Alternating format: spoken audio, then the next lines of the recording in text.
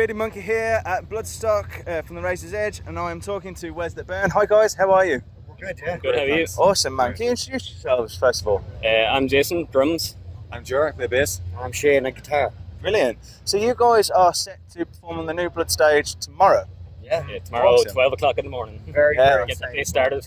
Brilliant. First gig in like a year and a half, so we are buzzing for it. We can't wait. Amazing. Kind of what can we expect from your set? It's going to be high intensity. Like, there's going to be no gaps between songs. It's going to be straight in. We're bringing 2 new songs that we've never played. Yeah. We've never played to anybody. There's 1 song that people haven't even heard before. Yeah. And then 4 songs off our last album, so that we didn't really get to tour because of how things went. So we can't wait to just get out there and give a good half an hour set, you know. Amazing. I mean, you guys were asked to play on the New Blood stage, when you see it's not like you went to Metal to the Masses and things like that. No, that's we got straight in on that there. I mean, like, just a privilege, like this. For a band not from the UK.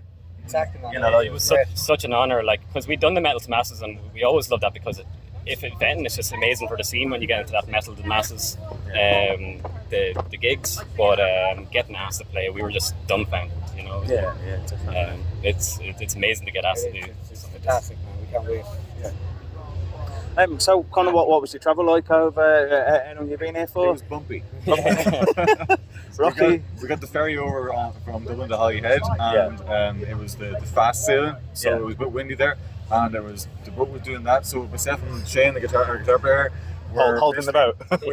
Even when we came off, we were doing the driving. 4 hours later, I was still. We were still It's like, whoa. But we were just so set on getting here. That was nothing stopped us. We were getting here. We're going to be here. We're going to enjoy ourselves.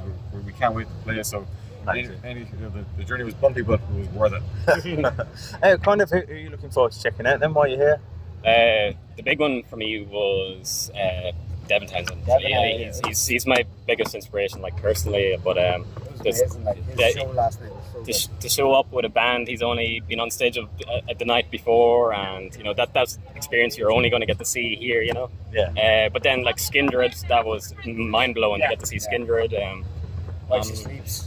While She Sleeps, and Irish band Baylor were playing today too, and they fucking killed it on the Sophie stage. Yeah. So You've seen all the videos from the crawling with all the pyrotechnics. And, oh my god, man, amazing. It was so good. We're looking forward to seeing Great Stag later on as well. At 6 o'clock. I mean, Irish metal is just it's big.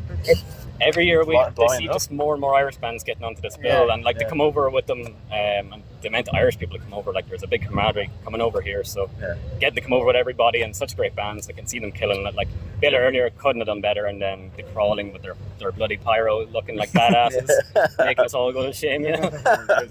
Awesome band. So Chuffed to see bands like that on the scene that we'd be friends with, or you know, Such have gigs nice with, guys, like, just doing their thing down on there. big stages where they should be, you know.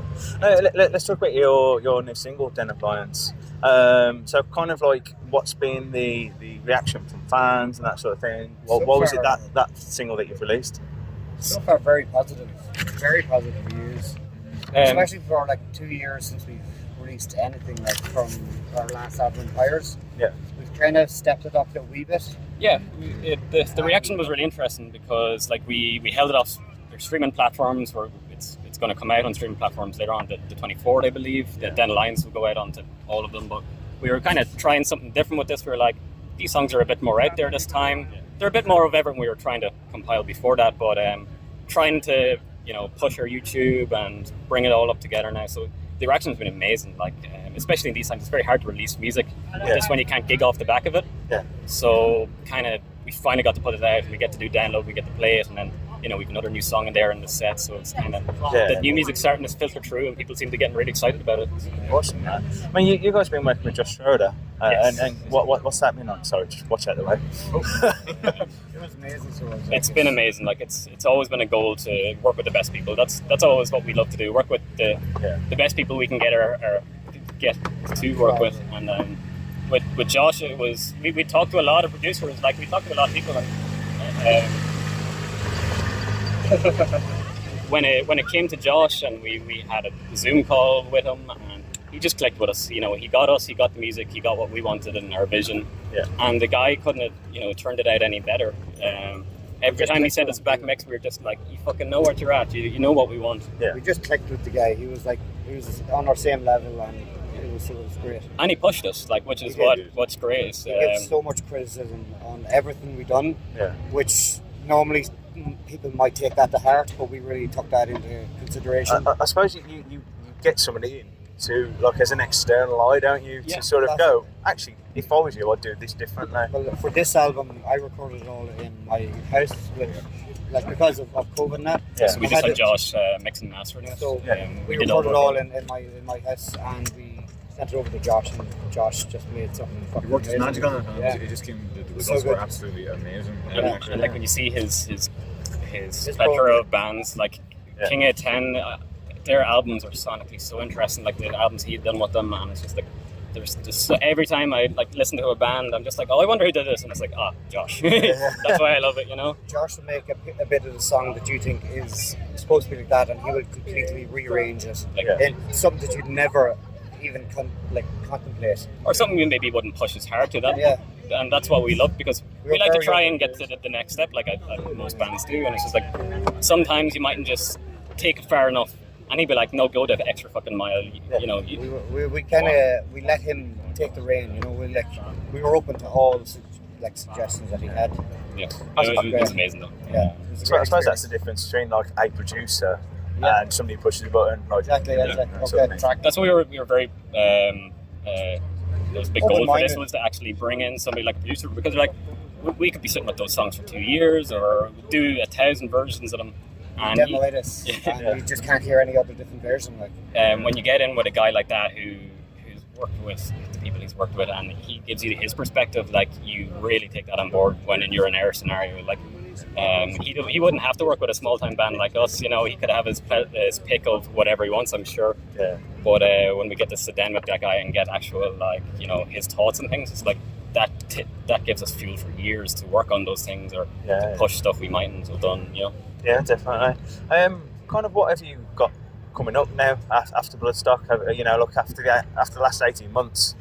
Are you busy, or? We're going to be pushing a lot of stuff online. Like, that's the only place we can kind of exist at the moment. Like, thankfully, we have Bloodstock, which is going to be a nice little bump up for things. But hopefully gigs kind of get back to normal in Ireland. If not, we might have to come back to England a few more times. That's definitely on the cards. Like, it was something we had planned to do before lockdowns and all that sort of stuff happened, and we had Scottish shows, English shows. We wanted to play them all because this is actually our first time playing England together.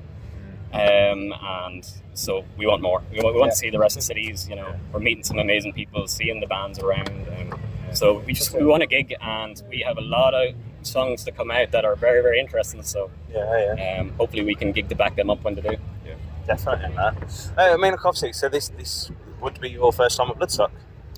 You know, even just attending. Yeah, I was here in 19 with my 11-year-old son to see Parkway Drive. It was unbelievable. Awesome. I came home then to the guys. It's like, guys, this is the best festival I've ever been to.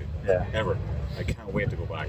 So since then, we wanted to play Bloodstock anyway. And we knew it was an amazing festival. But since experiencing Parkway Drive and all the bands that were on that one day that I was here, just a Saturday. I had to come back. And when I got here yesterday, I was saying to the guys, couldn't stop smiling. I couldn't stop smiling. I was just smiling the whole time. Then we saw Skin Dry, and I was just living ear to ear smiling. So it's a privilege for us to be playing.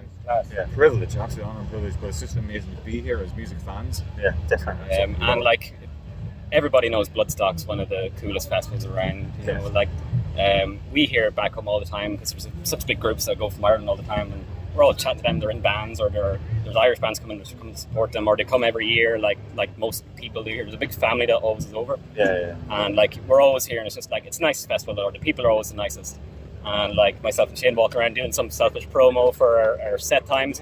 We couldn't get away from people. They wanted to talk to us more than, you know. Like, they actually couldn't believe it. It's like no other band is going around like actually chatting to people. And interacting with people before just the reception of people. We've always heard how nice the festival is, and when we got here, we were just like, it was every word was it just true. Up to its name, like it's amazing. I mean, to be honest, like Simon sort of came up to Netherall I was working with earlier, and he's just sort of said, you know, welcome home, and to a lot of us it is home. You know, like that's how we see it. Kind of how I've always seen it. It's always it's a very family festival. Like everybody gets in here, they're a blooming big family, you know. Definitely. Well, guys, I wish you all the best of luck with tomorrow, and I hope you absolutely smash that stage. Try not to smash it to the point where We're out there. but no, we will. Oh, we will. Yeah. wish you all the best. Cheers. Thanks so much, Brad. Cheers, man. Thank you.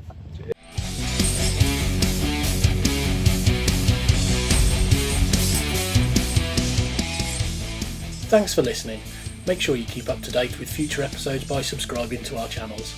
For more information on this podcast, or for all the latest music news, reviews, interviews and more, head over to our website www.therazorsedge.rocks.